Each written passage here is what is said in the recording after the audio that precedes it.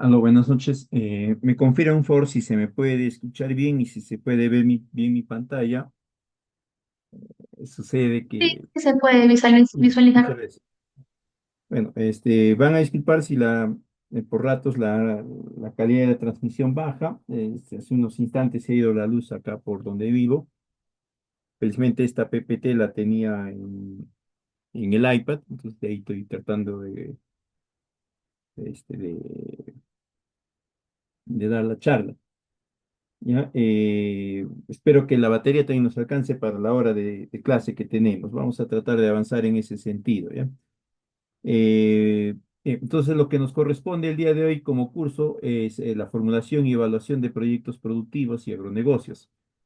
Este es un tema importante porque está vinculado a un sector primario de la producción, que es el sector agrario, donde encontramos tanto al subsector agrícola como al sector pecuario y también al subsector pecuario no forestal, ¿no? Perdón, no madera, forestal no maderable, como es la miel, la actividad apícola, el cultivo de de hongos comestibles, entre algunos otros más.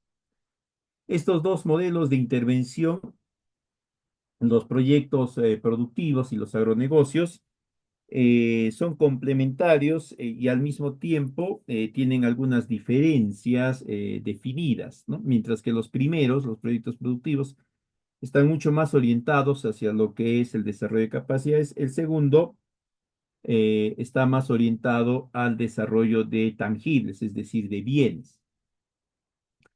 En ambos casos, un concepto importante y sobre el cual giran estos dos son las cadenas productivas, ¿no? La cadena productiva es un conjunto conglomera a un conjunto de agentes económicos que se interrelacionan entre ellos, interactúan entre ellos y lo hacen en torno a un mercado.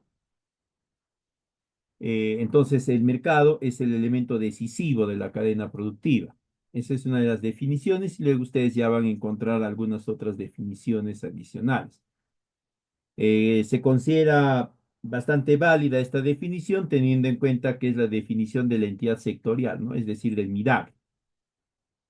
Eh, en torno a esto hay dos conceptos también importantes. Uno es la cadena priorizada y otro es la cadena competitiva. La cadena priorizada es una cadena que ha sido identificada como potencial y que tiene la capacidad de generar el desarrollo territorial, económico territorial también, de una población, de un centro poblado, ¿no? Cuando hablamos de centro poblado, no hablamos de un anexo, sino hablamos de una comunidad, ¿no? Un grupo de pobladores bastante amplio, que puede ser una provincia, un distrito, un anexo, etcétera. Y una cadena competitiva es una cadena que tiene la capacidad que todos sus agentes pueden reaccionar rápidamente en periodos muy cortos de tiempo y que pueden responder a las nuevas exigencias del mercado, ¿no? Eso permite que la cadena empiece a producir los productos, los bienes que el mercado demanda en un periodo relativamente muy corto. Como se entiende, el eslabón más débil en este esquema para integrarse a ese conjunto de modificaciones va a ser la, eh, los beneficiarios, ¿no? El eslabón de los productores, porque ellos tienen que aprender un nuevo proceso de producción, disponer de los recursos para ese nuevo producto, recurso biológico, los otros recursos, el apoyo logístico, etcétera. Y eso va a demandar muchas veces algunos años o varios años.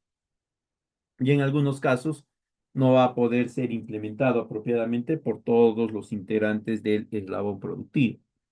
Y es ahí donde los proyectos productivos van a centrarse, ¿no? Van a buscar que estos beneficiarios puedan tener esas capacidades para responder en un periodo más corto de tiempo a los cambios del mercado.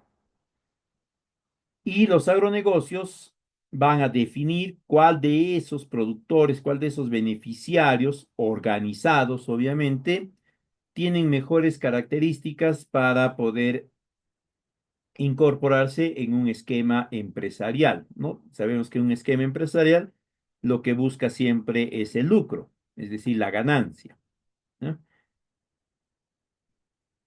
Ahora, el público objetivo de estos proyectos, tanto los productivos como los de agronegocios, va a ser siempre pequeños y medianos productores. ¿Por qué pequeños y medianos productores? Porque ellos tienen la capacidad de conducir unidades de producción sostenibles. ¿Qué quiere decir sostenible?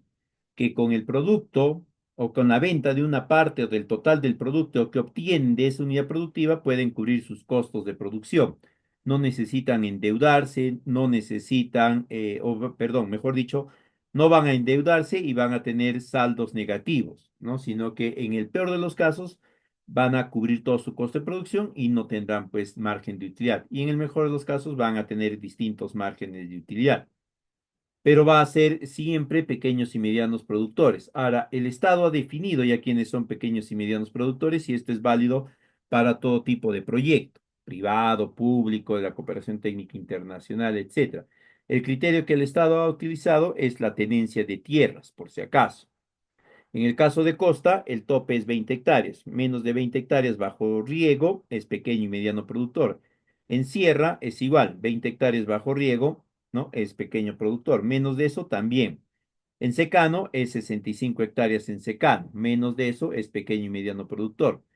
En el caso de selva, ya, si es selva alta, es 50 hectáreas, es pequeño y mediano productor. Y si es selva baja, 115. Esos son los criterios que el Estado ha dispuesto. Asimismo, el Estado también ha dispuesto cuáles son los elementos que tienen que estar presentes en estos tipos de intervenciones para garantizar que los productores, el eslabón de los productores, pueda relacionarse de una forma más ventajosa con la cadena productiva. Ahora, esto es importante porque el Estado es el que define, indistintamente que sea una inversión pública, una inversión privada, la cooperación técnica, el Estado siempre va a recomendar que se sigan estos lineamientos, ¿ya? Básicamente porque van a intervenir sobre patrimonio del Estado. ¿Qué patrimonio? Agua y suelo. Y también los pobladores. Por lo tanto, el Estado tiene y mantiene y preserva, retiene para sí ciertas prerrogativas de poder indicarnos cómo debemos de generar el proceso de intervención. Eh, Hay algunas similitudes entre los proyectos de inversión o los proyectos productivos y los agronegocios. Ambos están orientados a superar una serie de limitantes. ¿Ya? Para ello se va a definir cuál es la situación actual. A partir de esa situación actual se va a establecer la situación problemática generada o determinada por sus causas. Estas causas van a ser materia de planteamiento de actividades de solución. Por lo tanto, el criterio que maneja el Estado es que va a resolver las causas que generan un problema para desaparecer el problema. Y de ahí viene toda una estructura que tiene lineamientos algo similares. Es decir, se orienta en torno al análisis de una cadena productiva, en torno al análisis de los beneficiarios, en torno al análisis de la prestación de servicios a la fecha, al momento, y de ahí aborda el escenario prospectivo a partir de un análisis y una proyección tanto de la demanda como de la oferta. Y con esos elementos ya se diseña el proyecto como tal. Sin embargo, también hay diferencias, ¿no? La diferencia principal es la complejidad del problema que se va a resolver, mientras que en proyectos productivos el problema abarca a toda una comunidad o unas comunidades y por lo tanto el proyecto tiene que beneficiar a todas ellas, a todos estos pobladores. En el ámbito de los planes de negocios, el proyecto va a beneficiar específicamente a un grupo nada más de beneficiarios, no a todos, ¿ya? Eh, la otra diferencia es que el proyecto de de inversión va a buscar resolver todo el conjunto de situaciones problemáticas, o perdón, de causas que se vinculan al problema. En el caso de planes de negocio, la propuesta de solución es muy específica, ¿no? Aborda principalmente las limitantes que tiene la organización. Además de ello, el proyecto de inversión tiene una orientación netamente de apoyo social, es decir, se orienta hacia lo que es, ¿no?, el desarrollo de capacidades y los ratios de rentabilidad van a ser determinados a través de los precios, los costos sociales. En cambio, en planes de negocio, no. En planes de negocio lo que se busca es la generación de utilidades, los ratios que se van a calcular van a ser el BAN, el PIB, el beneficio costo, el periodo de recuperación, etcétera, dependiendo del esquema. Otra diferencia fundamental es que el proyecto de inversión va a atender a toda la población, ¿ya? Es decir, no va a excluir a ninguno de los pobladores. En cambio, el proyecto o el plan de negocios se orienta a atender única y exclusivamente a los beneficiarios del plan de negocios, aquellos que forman parte del grupo de productores. Al resto de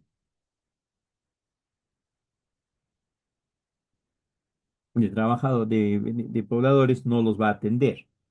Otra diferencia es que el proyecto de inversión se orienta principalmente a lo que son los activos intangibles, ¿no? Es decir,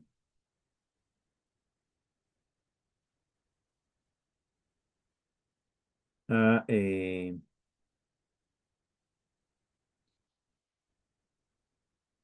a capacitación, asistencia técnica, pasantías y demás similares. En cambio, el plan de negocio se orienta a activos tangibles, infraestructura, maquinaria, equipamiento, insumos, vehículos en algunos casos también. Y todos estos bienes quedan con los beneficiarios. En cambio, en el proyecto de inversión, eh,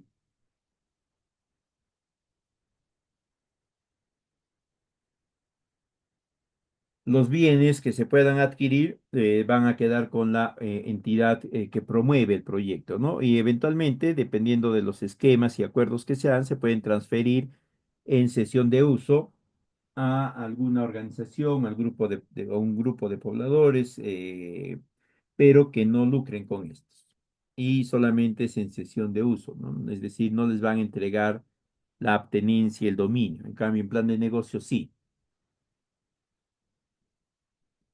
Eh, Otra diferencia es la orientación de los proyectos, quiénes son los encargados. En lo que es proyectos de inversión pública, son las entidades del Estado. Si es un proyecto de inversión privada, será pues la entidad privada y también serán los beneficiarios. En el caso de planes de negocio, que está relacionado a los agronegocios, los que participan son los productores organizados, se prioriza la adquisición de bienes y tenemos diferentes esquemas, ¿no? Promovidos en algunos casos por el Estado. Los esquemas de Procompite, Agroideas, Avanzar Rural, Agrorural, Innovat, entre otros más. Y si el plan de negocios o el agronegocio está orientado a la entidad privada, ya el esquema con el que van a trabajar será el que la entidad les indique. Indistintamente si es a través de un Procompite, Agroideas o de un modelo privado, los parámetros principales están ya definidos en el esquema de planes de negocio. Si es inversión, si es un proyecto productivo de inversión pública, hay un lineamiento que la entidad sectorial ha emitido, ¿ya? Y si es un proyecto productivo de inversión privada, el Estado le va a indicar que tiene que cumplir con ciertos lineamientos establecidos también ya por la entidad sectorial. Estos son algunos de los componentes que pueden generarse con este tipo de proyectos, con los proyectos de inversión, como habíamos dicho, generalmente son activos no tangibles, mientras que con planes de negocio son activos tangibles. Vinculados los activos tangibles en planes de negocio, eventualmente se va a poder considerar algunos intangibles, ¿no? Servicios vinculados. Por ejemplo, se construye un invernadero y se tiene que capacitar a los pobladores, a los beneficiarios en manejo de invernaderos. ¿Ya? Se adquiere un motocultor, se les tiene que capacitar en la gestión, operación, mantenimiento de ese motocultor. Van vinculados. En el caso de proyectos productivos, ¿ya? La entidad que va a promover, si está en el marco del Estado, va a ser la Dirección Regional Agraria, la Gerencia de de Desarrollo Económico, las agencias agrarias, entre otros. Si es una inversión privada, será pues la entidad, la dependencia de la institución que patrocina el proyecto. Si hablamos de un plan de negocios dentro del marco del Estado, la entidad que promueve será pues Agroideas, Procompite, entre los principales, ¿no? Innovat y otros más. Si es en el ámbito privado, la entidad responsable será pues la empresa, ¿no? O el inversor privado, más los beneficiarios. Vamos a hablar ahora sobre los proyectos productivos. Si bien es cierto, este tipo de proyectos pueden ser implementados, pueden ser gestionados desde la iniciativa del Estado a través de los proyectos de inversión pública, proyectos productivos de inversión pública, también pueden ser gestionados desde la perspectiva de la inversión privada. Sin embargo, hay un conjunto de parámetros que la inversión privada tiene que alinearse con la inversión pública. ¿Por qué? Porque como les manifesté, van a intervenir sobre patrimonio del Estado. Primero, la población, ¿no? El Estado es el encargado constitucionalmente de proteger y precautelar a la persona. Por lo tanto, también precautela todos sus intereses. Parte de sus intereses están orientados a los medios de vida, que es como se denomina en líneas generales a las actividades productivas que la población desarrolla para obtener ingresos y desarrollarse como tal. Entonces, en ese contexto, además de ello, se va a considerar que el proyecto de inversión, incluso siendo privado, va a intervenir sobre patrimonio adicional del Estado, aparte de la persona. ¿Qué patrimonio adicional? El suelo y el agua, ¿no? Eventualmente, si decimos, no, pero va a ser hidroponía, muy bien, pero vas a gestionar recursos del Estado, el agua. Por lo tanto, tienes que ceñirte a un conjunto de parámetros que el Estado indique, ¿ok? Entonces, vamos a ver rápidamente estos proyectos productivos. Si bien es cierto, vamos a enfocarnos más hacia la inversión pública, pero los aspectos que vamos a ver en esta oportunidad son aspectos genéricos que también la inversión privada tiene que considerar según ese lineamiento. De ahí a la inversión pública tiene un esquema específico, ¿no? Que es la FTE, la ficha técnica estándar del Midagri o los formatos 6A o 6B de Invierte P, que ya es solamente para la inversión pública, pero los lineamientos que vamos a ver relacionados al diagnóstico, a la formulación, a la evaluación, sí las tiene que cumplir también la inversión privada. En el ámbito de la inversión pública, nosotros tenemos a través de Invierte P unos esquemas estandarizados de formulación de proyectos. Estos se dan a través de las denominadas fichas. Dependiendo del monto de inversión y la complejidad del proyecto, o perdón, el nivel de riesgo del proyecto, va a determinarse la complejidad. Esta complejidad va a permitir que se determine el instrumento de preinversión, que puede ser desde la ficha simplificada, la 6A de Invierte P, puede ser la ficha técnica estándar, la 6B de Invierte P, puede ser la FTE de Midagri, o si no, puede ser algún tipo de perfil, desde el perfil simple, ¿no? El perfil básico, que es el anexo 9 de Invierte P, hasta los perfiles simples, los perfiles reforzados, que ya las entidades normativas, las entidades rectoras, te van a indicar cuál es el contenido. En este caso será pues el MIDAC. Ahí en pantalla ustedes ven la definición del instrumento técnico dependiendo del monto de inversión, que es uno de los criterios. Sin embargo, tenemos un segundo criterio que es el nivel de riesgo. Para que ustedes puedan determinar el nivel de riesgo de un proyecto, tienen que aplicar el test de riesgo, que es el anexo 11 de Invierte P. Ahí ustedes descargan de la página de Invierte P el anexo 11 y este les va a indicar un conjunto de preguntas con unas opciones de respuesta y cada una de ellas ya tiene definido un puntaje. Entonces, ustedes simplemente van corriendo el anexo, van definiendo cuáles son las respuestas, los puntajes que le corresponde a cada uno de estos, suman el puntaje y van a obtener un valor. Ese valor numérico que va desde 0 hasta 13 y solamente acepta enteros o mitades, ¿no? Es decir, acepta 1, 1.5, 2, 3, así, no acepta valores intermedios entre ellos, te va a permitir definir el nivel de riesgo. Con ello, más el monto de inversión, defines la complejidad. Y dependiendo de la complejidad, vas a definir el instrumento, ¿no? Si es de baja complejidad, por ejemplo, el instrumento que se va a utilizar va a ser el formato 6A. Si es de mediana complejidad, va a ser el formato 6B. Acá también se ve el 6B. Y por acá más o menos, ¿ya? Va a existir el formato, la FTE, que tiene sus características, que lo vamos a comentar en breve. Y después ya está la alta complejidad, ¿no? Donde ya se requieren perfiles. Ya la entidad sectorial les va a indicar qué perfil es el que van a emplear, ¿no? Que si es un perfil simple, perfil reforzado, lo que fuese.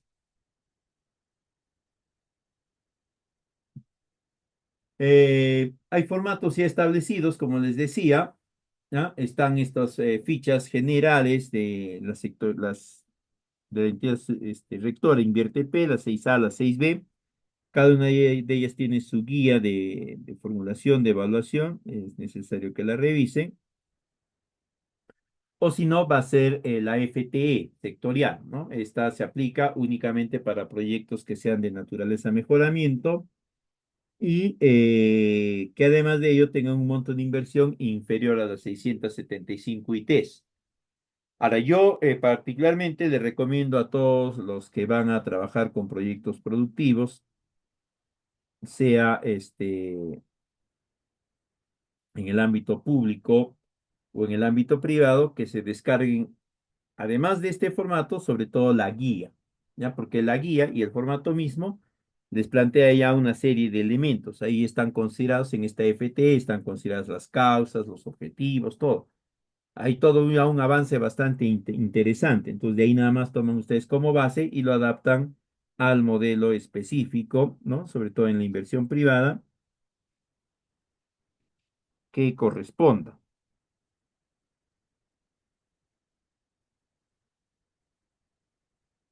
¿Ok?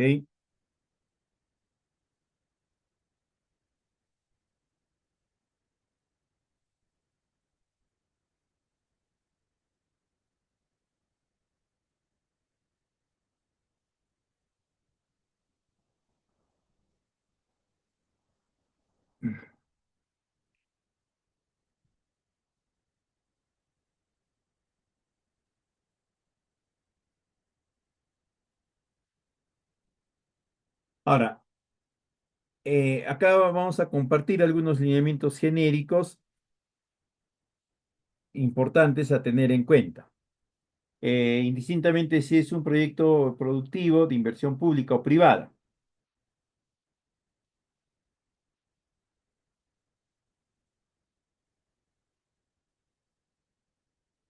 ¿ya?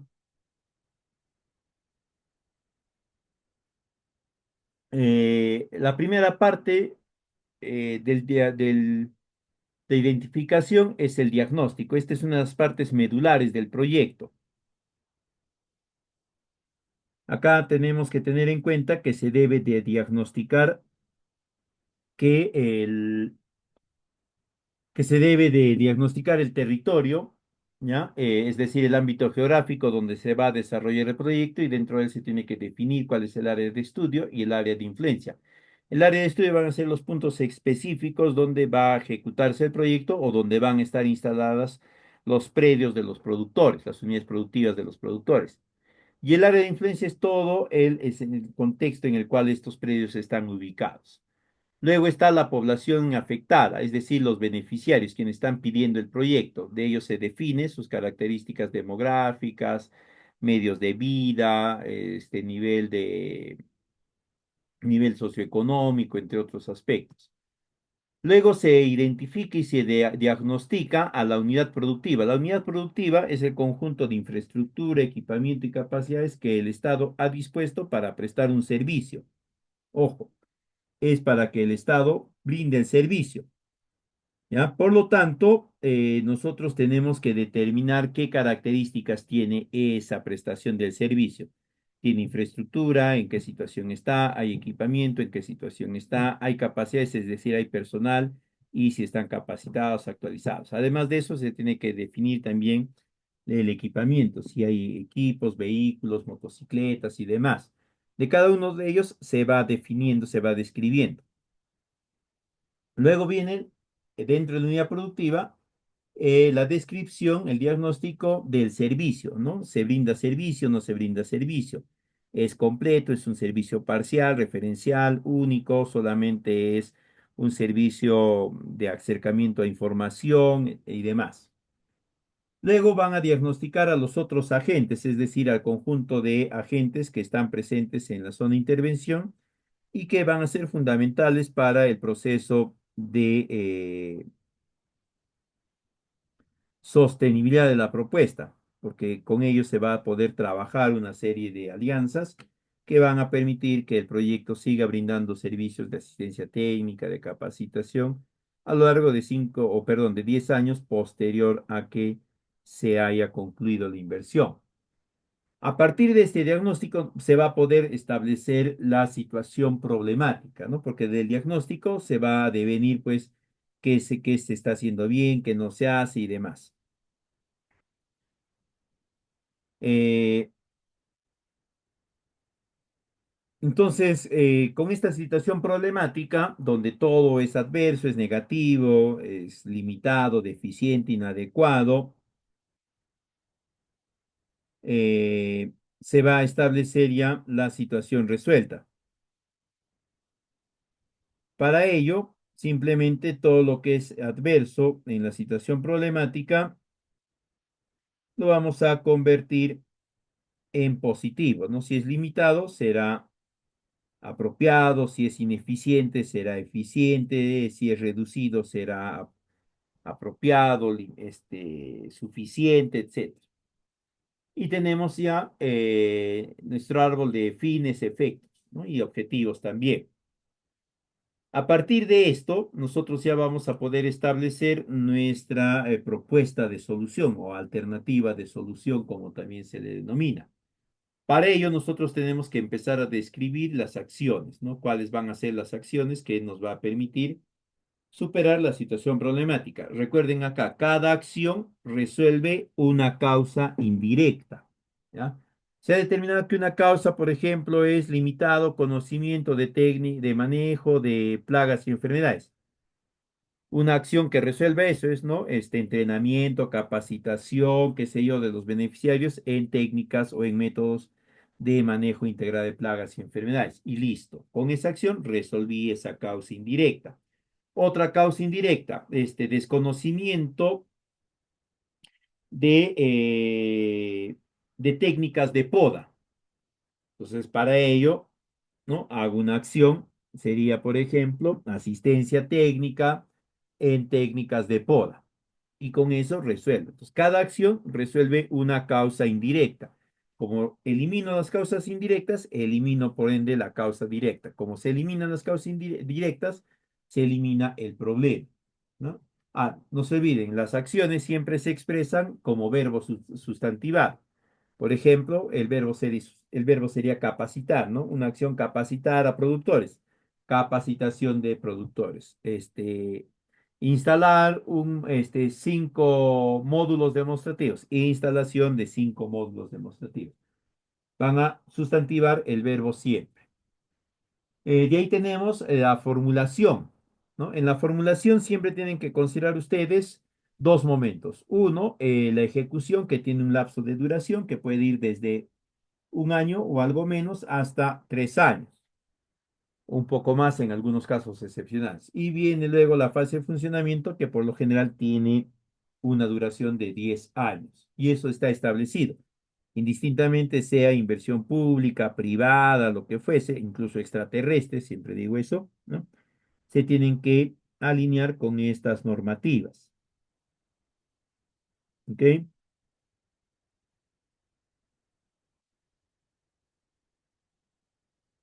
Y ahí viene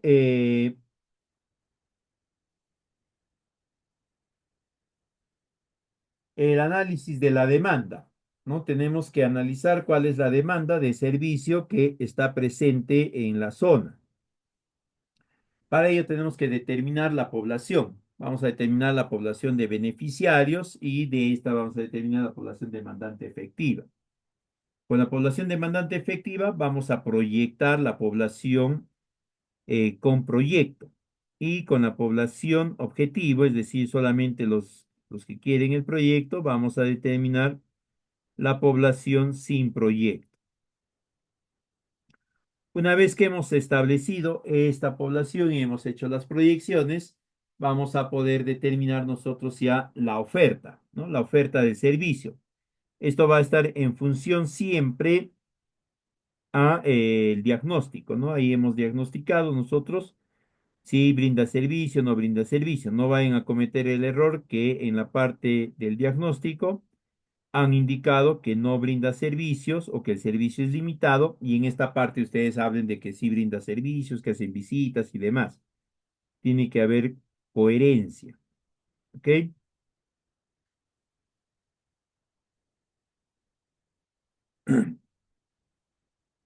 Entonces, como ya tenemos la demanda, lo siguiente es determinar la oferta. La oferta es la cantidad de servicios que la población o que la unidad productora va a poder brindar a la población. Para ello, ¿no? Nosotros tenemos que analizar la capacidad real de la unidad productiva para poder determinar cuál va a ser la oferta de servicios. Además de ello, esta oferta que vamos a plantear tentativamente en este momento, la vamos a ajustar ya cuando nosotros hayamos concluido el diseño del proyecto. Pero en este punto podemos ir poniendo algún avance, ¿no? En modo tentativo todavía. Entonces, con estos dos, con la oferta y la demanda, calculamos la brecha y ya tenemos nosotros nuestra población. Lo siguiente es el diseño de la propuesta, es decir, el dimensionamiento. Para esto vamos a plantear un diseño técnico basado en tres aspectos. El tamaño, donde se va a producir el bien, el servicio, es decir, dónde se va, o perdón, la cantidad de bien o servicio que se va a generar. La localización, es decir, las localidades, las zonas donde se va a establecer el proyecto. Y la tecnología básicamente viene a ser las actividades que vamos a desarrollar con el proyecto. Ojo, ¿ya? La tecnología son las actividades, ¿no? Capacitación en buenas prácticas agrícolas, en buenas prácticas de ordeño, pasantía, día de campo, taller, ECA, lo que deseen ustedes, pero siempre considerando algunos parámetros, ¿no? Transversal de estos tres aspectos, no se olviden, tienen que considerar siempre el impacto ambiental y la gestión de riesgos y desastres ante fenómenos naturales y cambio climático. ¿Qué quiere decir esto? El primero de impacto ambiental quiere decir que las actividades que van a plantear con el proyecto tengan el menor impacto posible con el medio ambiente, ¿ya? El segundo, gestión de riesgo, quiere decir que las tecnologías, las zonas donde se va a ejecutar el proyecto no estén vinculadas a espacios donde se vaya se vaya a presentar algún desastre natural, ¿no? Una inundación, una sequía, una helada, un terremoto, qué sé yo, que son bastante, sobre todo sequías heladas, que son bastante comunes en la zona de la Sierra Peruana. Una vez que hemos hecho eso, ya se tiene la capacidad para poder definir las metas físicas. Como ya tenemos ya tenemos dimensionado, ya podemos empezar a ponerle valores cuantificables, ¿no? Cantidad de capacitaciones, cantidad de visitas, cantidad de beneficiarios, cantidad de asistencias técnicas, etcétera, etcétera.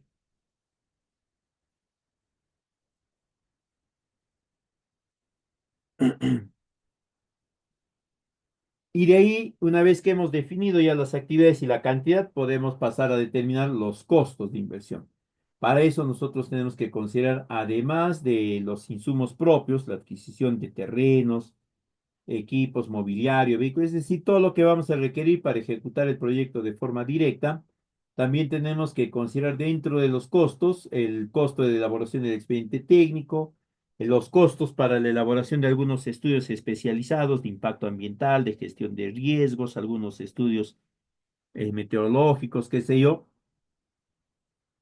Línea de base es importante en proyectos productivos, siempre se pide línea de base. Además de eso, se va a considerar los costos de la supervisión, la liquidación, control concurrente, si estamos hablando de inversión pública, control concurrente si el proyecto supera los 5 millones de soles en costos directos.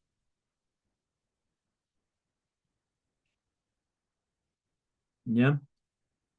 Y si supera ese monto, inmediatamente se considera un 2% del costo directo para control concurrente.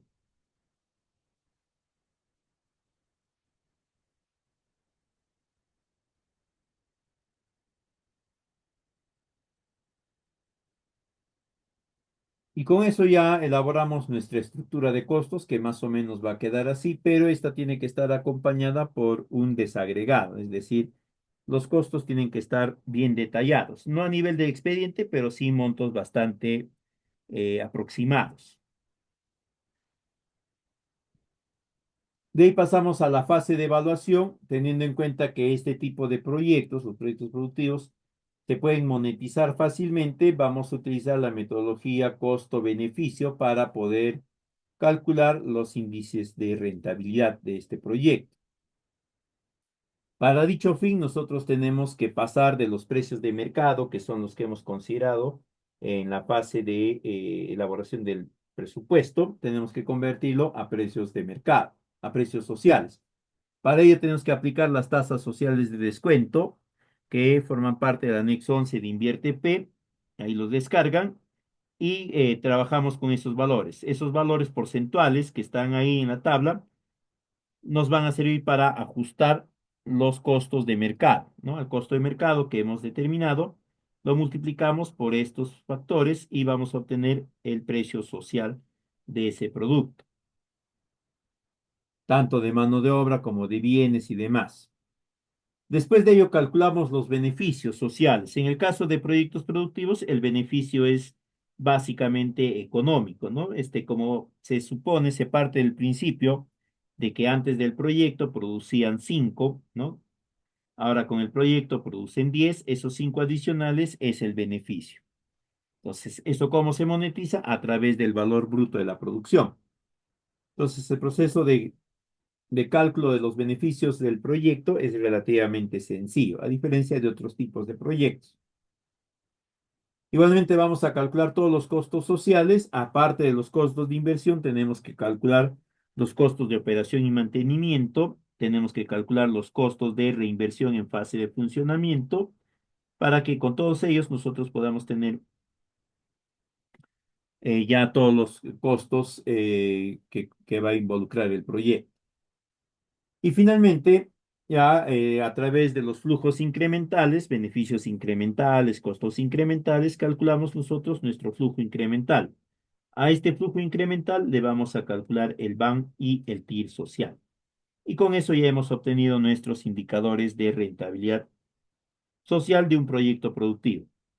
¿Ya? Eso es en grandes rasgos aplicable tanto para la inversión pública como para la inversión privada. En el caso específico de la inversión pública, se tendrá que utilizar las fichas que hemos comentado anteriormente y rellenar o considerar los diferentes ítems que comprende esta ficha. En el caso de la inversión privada, será de acuerdo al esquema, al formato que la entidad proponente tenga. Acá tienen algunos de los indicadores de rentabilidad social. En este tipo de proyectos productivos se trabaja con el BAN social y la tasa interna de retorno social. El ratio costo-eficiencia es para otro tipo de proyectos. No aplica para proyectos productivos, ni privados, ni públicos, ¿no? Igual el costo equivalente. Hay que tener en cuenta, y esto sí es importante tanto para la inversión privada como para la inversión pública, sobre todo, que tu proyecto tiene que estar alineado al cierre de una brecha. La brecha es una cantidad, en este caso, de productores que no accede o que va a acceder al servicio de asistencia técnica y de apoyo productivo. Mientras el otro criterio que van a tener que garantizar es que se beneficie a la mayor cantidad posible de pobladores, ¿ya? Y el tercero es que esté consignada una estrategia de sostenibilidad, es decir, que se haya elaborado y se describa apropiadamente cómo se va a garantizar que el proyecto siga brindando servicios después de la fase de inversión. Esos tres criterios tienen que garantizar siempre. Vamos a ver ahora los planes de negocio, ¿no? Los planes de negocio es un esquema de planificación estratégica que nace en los Estados Unidos de América ya por la década de los 60, los 70, ¿no? Nace en acá. Básicamente consiste en un proceso de análisis y propuesta estratégica de cómo llevar adelante una inversión que te va a dar unos niveles de rentabilidad ya preestablecidos. La palabra clave de un plan de negocios siempre es el análisis y la propuesta estratégica. Eso no se vayan a olvidar, ¿ya? Es decir, cuando hablamos de estratégico, estamos queriendo decir que todo lo que se va a hacer, todo lo que se va a utilizar, sea orientado hacia una optimización, ¿no? Si un recurso lo puedo utilizar más de una vez, trato de utilizarlo no solamente más de una vez, más de 50, de 100 veces, ¿no? Eso es optimizar, pues todo de forma estratégica, ¿ya? El objetivo es sencillo, el objetivo es definir un instrumento, una guía a través de la cual se va a establecer todos los pasos que te permitan generar una inversión y obtener unos márgenes de utilidad predefinidos. Esta es la estructura general de un plan de negocios. Ya todos los esquemas de planes de negocios se alinean de una u otra forma con esta estructura, porque esta estructura es la que permite la solidez interna del plan de negocios y sobre todo rescata ese aspecto de propuesta estratégica, ¿no? Se parte con la gestión estratégica, de ahí sigue la gestión de marketing, la gestión operativa de personas, la gestión legal, financiera y conclusiones.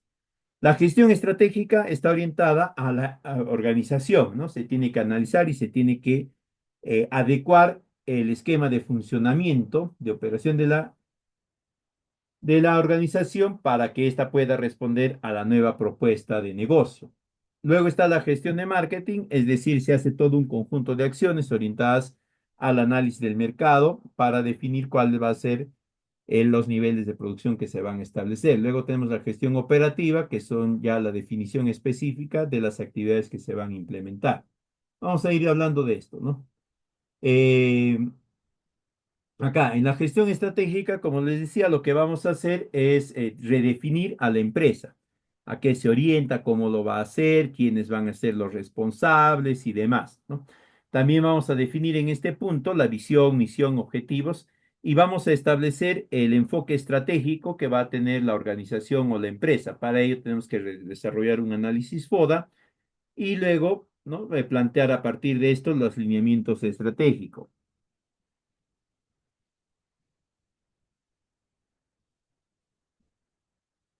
De ahí pasamos a la gestión de marketing.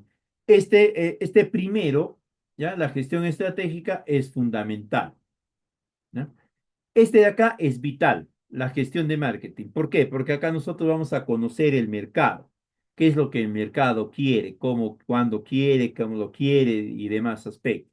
Tenemos que definir la demanda de nuestro producto. Para eso, además de definir la población, tenemos que definir el consumo per cápita y con estos vamos a hacer la proyección. Por lo general, la proyección de nuestra demanda va a ser a un periodo de 5 años.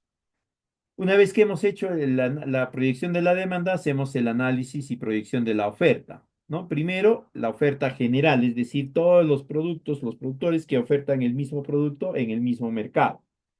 Además de esto y de forma paralela, tenemos que analizar la capacidad de oferta de la organización. Cuánto puede producir de acuerdo a lo que el mercado quiere. Ya no es lo que yo puedo, lo que yo quiero hacer, sino es lo que el mercado me pide, ¿no? Y con estos dos aspectos ya determinamos nosotros nuestra brecha. Luego de eso, tenemos que definir cuáles van a ser las características de nuestro producto,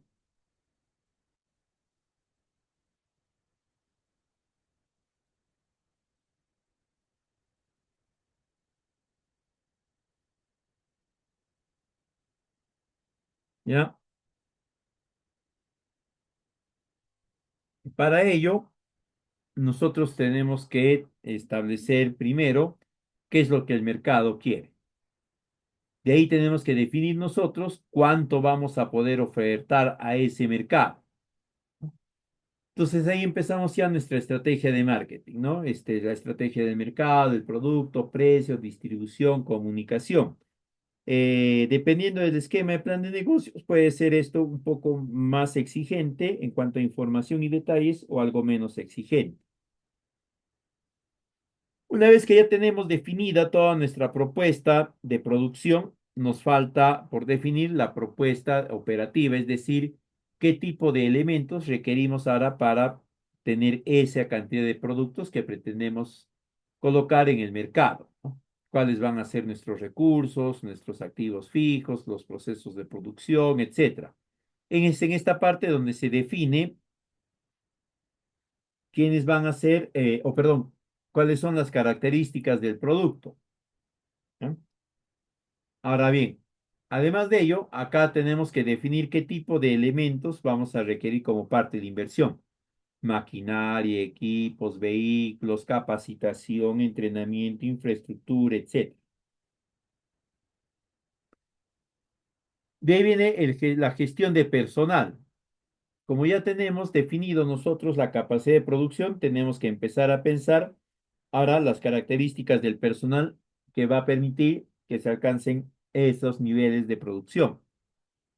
Y tenemos que irles dando las funciones, las responsabilidades y demás, ¿no? Para que este personal tenga bien claro qué es lo que le compete hacer, qué es lo que tiene que hacer, qué es lo que no puede hacer, etcétera.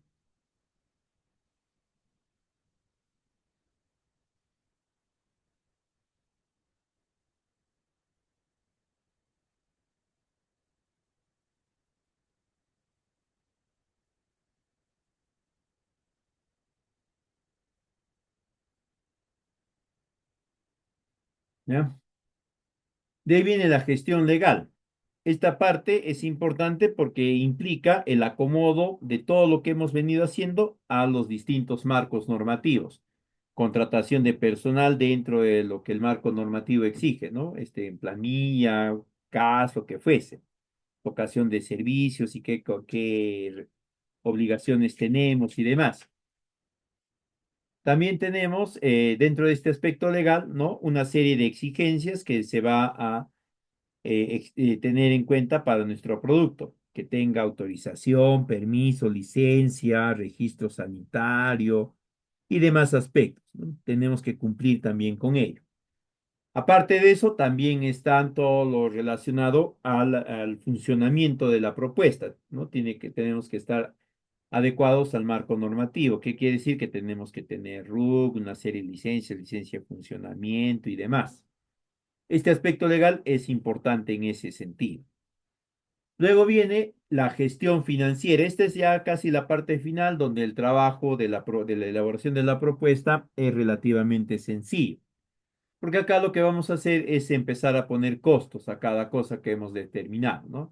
Hasta este punto hemos tenido el trabajo arduo. Acá lo que vamos a hacer ya es ir colocando los montos, ¿no? Cuánto cuesta el equipo, cuánto va a costar la contratación del profesional, cuánto va a costarnos el trámite de una licencia, de una autorización y demás aspectos.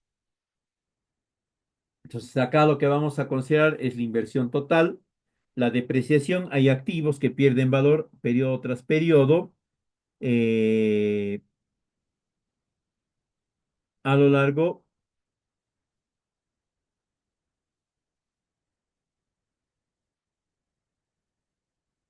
¿ya?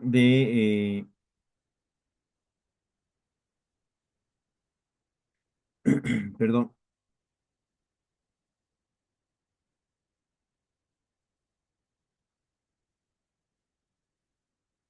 a lo largo de los años, ¿no? Creo que se me toca.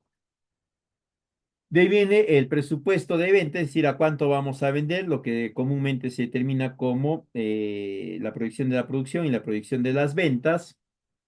Luego tenemos el costo de producción. Esto va a ser importante. Se tiene que orientar siempre en la propuesta de plan de negocios a tener un costo de producción algo similar a lo que era el costo de producción sin proyecto. A ver, la batería está ya bastante baja, está en un 5%. Vamos a tratar de avanzar para culminar antes que nos quedemos sin batería, ¿ya?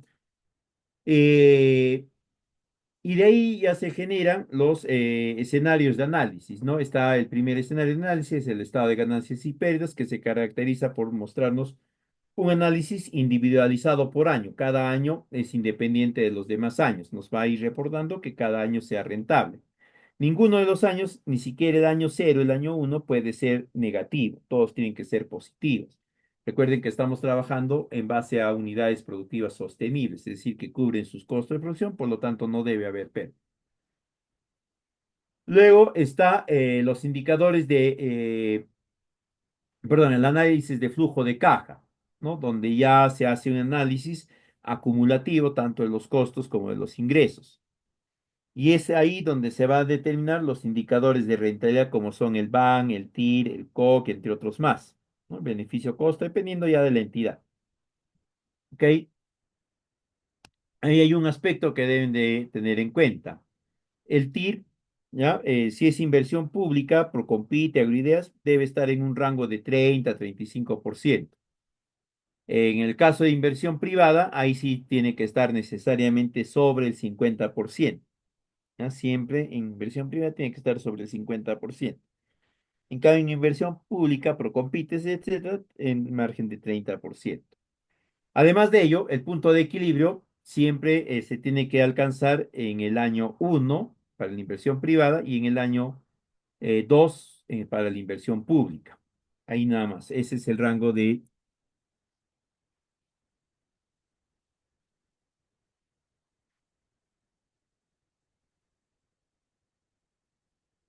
que se maneja, ¿ok?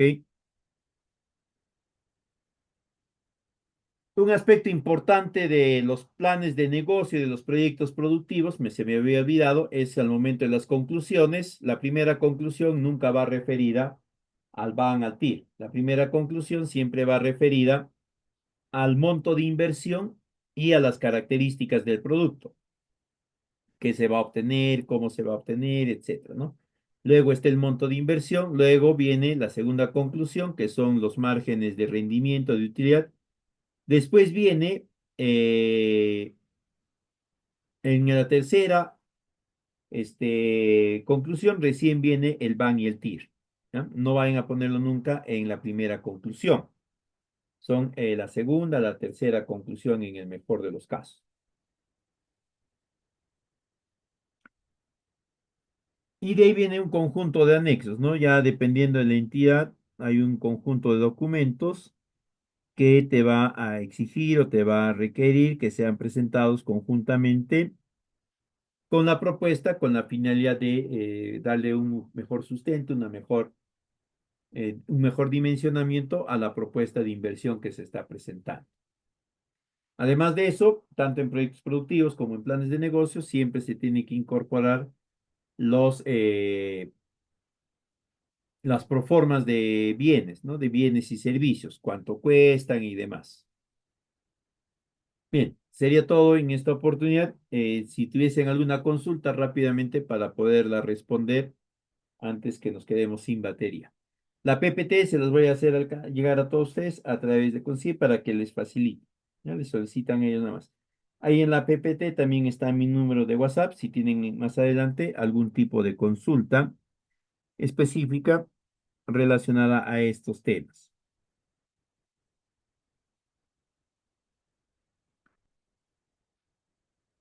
Bien, creo que no hay consultas, entonces nos estaríamos reencontrando más adelante. Dios.